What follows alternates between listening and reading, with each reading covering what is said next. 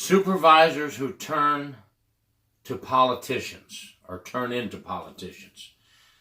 Now, many a good leader has made a huge mistake along their line in their career, and they've gone from caring about their subordinates, their officers' lives at work, their officers' lives at home, and they've turned politician.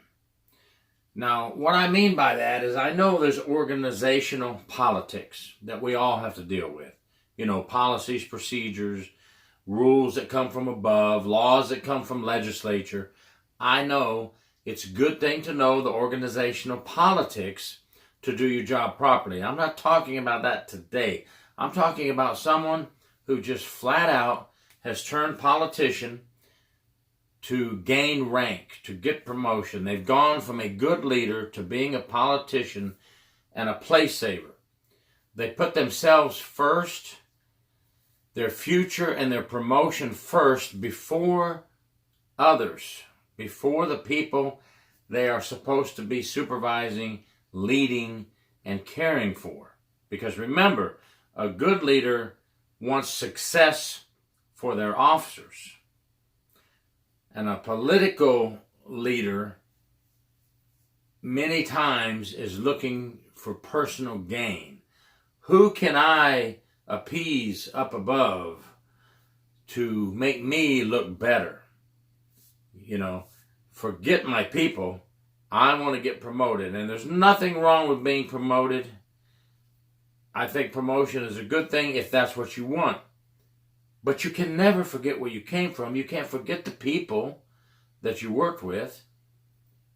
You have to be a good leader, not a boss and not a politician. Lead by example. Now, these are things we all know. But isn't it funny? Haven't you ever seen that one supervisor in your organization that is more worried about pleasing the warden, pleasing the sheriff, pleasing the chief, than they are doing their job and taking care of their people and making sure their people have what they need? When leaders do not interact with their subordinates and they don't care about their subordinates' personal lives, then they are no longer leaders. They are me people, looking out to get a career path up in the sky, up in the heavens with the higher ups and the politicians.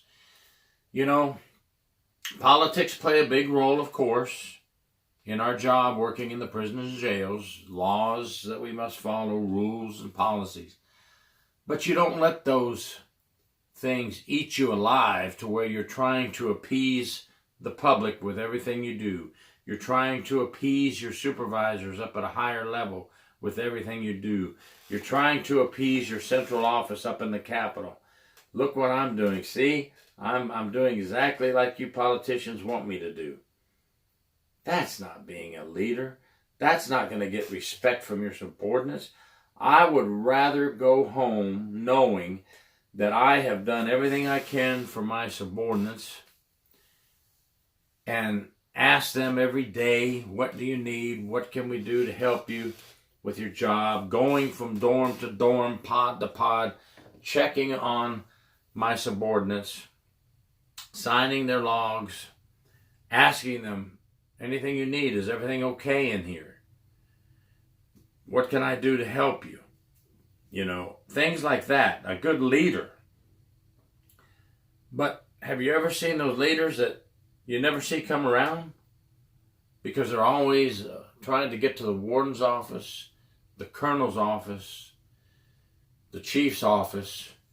They're just trying to get in there somehow to say, hey, look at me. Look what I can do. You know, that's what it reminds me of. Any of you ever see Mad TV? When it was out for a few years and they had that guy on there, look what I can do. That's what these type leaders remind me of. They're not trying to do their job and take care of you, the front line. They're trying to get seen and get noticed and get promoted. That, to me, is going way too far in the politics. When you forget about your officers and only worry about what the public thinks, what your management thinks, what central office thinks. I call it central office because here in Florida, central office is in charge of the entire Florida Department of Corrections, and that's where the secretary is. And I know every state has their central office where the Secretary of Corrections stays.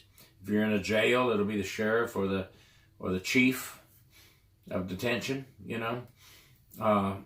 Listen, those folks put you out there to do a job. A lot of those folks higher up notice when you're trying to kiss their ass also. So it may not help you, you know, to be a political ass kisser, okay? We must get rid of lack of leadership, and we must get rid of the lack of compassion and humanity that goes along with being a leader, helping your subordinates to advance.